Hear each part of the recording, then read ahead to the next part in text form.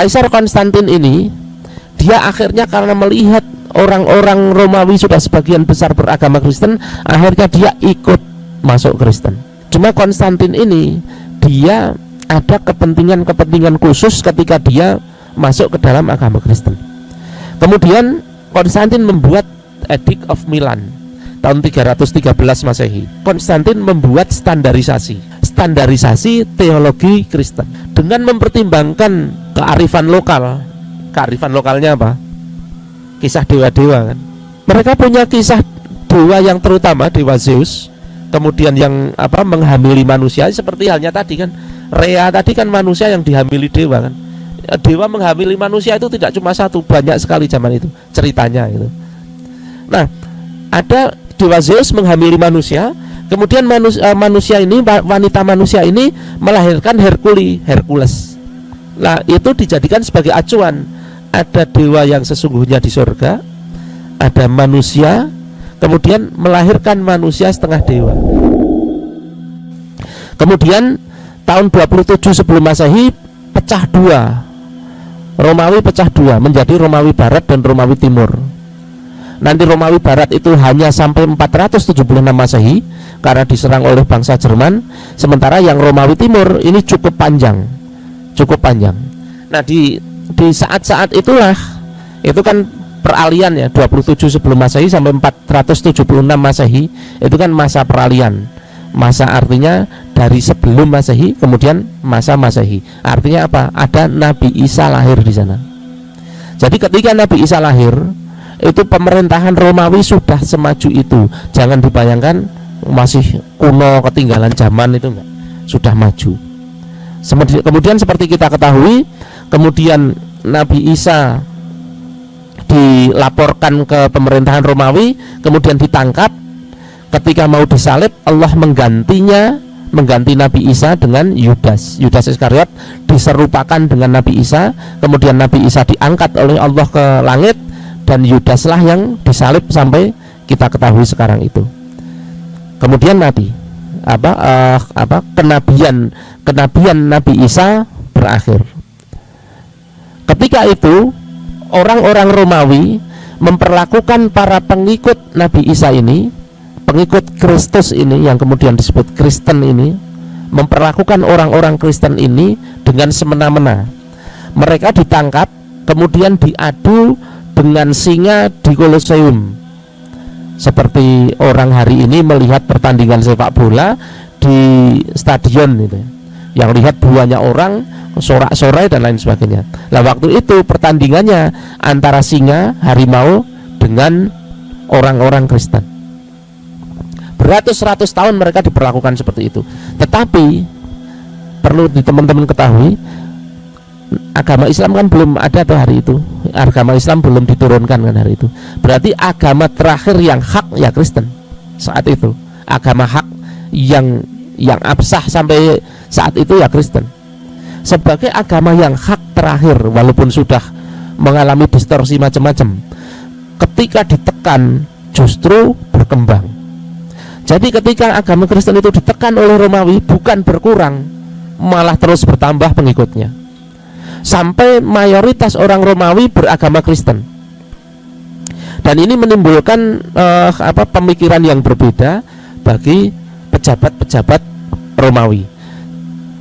Yang paling berpengaruh adalah seorang kaisar yang namanya Konstantin. Kaisar Konstantin ini, dia akhirnya karena melihat orang-orang Romawi sudah sebagian besar beragama Kristen, akhirnya dia ikut masuk Kristen. Dan semua berakhir, penyiksaan bagi orang-orang Kristen berakhir dengan masuk Kristennya Konstantin ini. Cuma Konstantin ini, dia ada kepentingan khusus ketika dia masuk ke dalam agama Kristen. Kepentingan dia apa? Jadi kondisi Romawi itu sudah mulai melemah waktu itu, sehingga dia punya kepentingan dengan masuk ke agama Kristen itu. Dia pengen menyatukan kekuatan yang sudah mulai tercerai-berai itu. Disatukan dengan apa? Disatukan dengan kekristenan. Cuma persoalannya waktu itu kekristenan memiliki banyak sekte pada masa itu. Akhirnya Konstantin berupaya untuk mengeliminasi sekte-sekte itu, bahkan mengeliminasi kitab-kitab yang semuanya ngaku Injil. Yang ngaku Injil banyak banget, nggak cuma seperti yang sekarang Matius, Markus, Lukas, Yohanes. Waktu itu banyak sekali. Kemudian Konstantin membuat Edict of Milan tahun 313 Masehi. Edict of Milan ini Konstantin menghendaki agar terjadi penyatuan teologi Kristen, karena teologinya waktu itu sudah mulai saling bertentangan antara satu orang dengan orang yang lain. Orang-orang yang nongkrong di tempat ngopi kayak gini, mereka debatnya apa? Debat tentang kesejatian Nabi Isa itu siapa? Dia itu anak Tuhan atau Tuhan? Dia itu anak Tuhan, Tuhan atau Nabi? Itu terjadi perdebatan sengit itu. Maka untuk menengahi itu semua, Konstantin membuat standarisasi teologi Kristen dengan mempertimbangkan kearifan lokal. Kearifan lokalnya apa? Kisah dewa-dewa kan sebelum Kristen datang kan mereka percaya pada dewa-dewa. Sudah saya ceritakan di Sakan Paraning Dumadi kemarin. Mereka percaya dewa-dewa, banyak dewa, semua ada dewanya, sampai engsel pun ada dewanya. Nah, mereka punya kisah dewa yang terutama, dewa Zeus, kemudian yang menghamili manusia, seperti halnya tadi kan, Rea tadi kan manusia yang dihamili dewa kan. Dewa menghamili manusia itu tidak cuma satu, banyak sekali zaman itu ceritanya itu. Nah, ada dewa Zeus menghamili manusia, kemudian manusia ini, wanita manusia ini melahirkan Hercules. Nah, itu dijadikan sebagai acuan. Ada dewa yang sesungguhnya di surga, ada manusia, kemudian melahirkan manusia setengah dewa, namanya Hercules. Kemudian dijadikan sebagai teologi Kristen. Ada Allah, Tuhan Bapa di surga, kemudian ada manusia, Maria, yang kita nyebutnya di dalam Al-Quran Maryam, kemudian melahirkan setengah Tuhan setengah manusia, Yesus. Itu menjadi teologi resmi yang disepakati oleh Konstantin, kemudian menjadi teologi Katolik sampai sekarang. Kemudian kitab-kitab juga dipilih. Semua kitab dihadirkan di situ. Mereka rapat, ini mana kitab yang benar-benar warisan dari Yesus itu yang mana? Ada banyak sekali. Sampai deadlock, sampai malam. Akhirnya mereka istirahat dan kitab-kitab ini masukkan ke gudang, dikunci. Paginya rapat mau dilanjutkan, gudang dibuka, ternyata tinggal 4, Matius, Markus, Lukas, Yohanes. Kemudian mereka berkata, wah ini pilihan Tuhan. Maka 4 inilah yang pilihan Tuhan dan digunakan sampai sekarang, Matius, Markus, Lukas, Yohanes. Baru kemudian nanti ditambahkan dengan surat-surat Paulus, surat raja-raja dan lain sebagainya.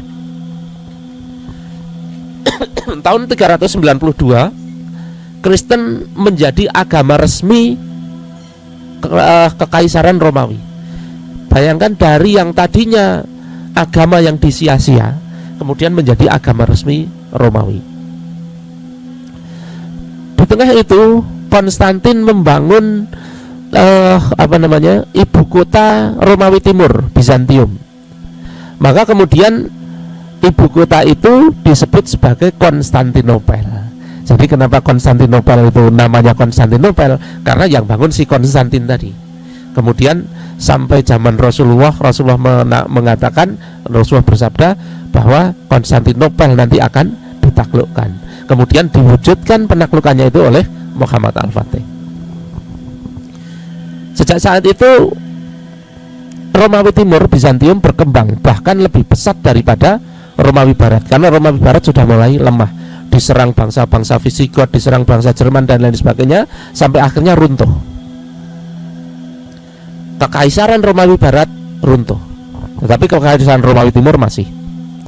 Tahun berapa? Sekitar tahun 400-an. Jadi sebelum Nabi lahir, Kekaisaran Romawi Barat sudah runtuh, tetapi sisa-sisa kerajaan Kristennya masih. Yang masih kekaisarannya adalah Romawi Timur. Ketika institusi Romawi Barat runtuh, gereja mengambil alih.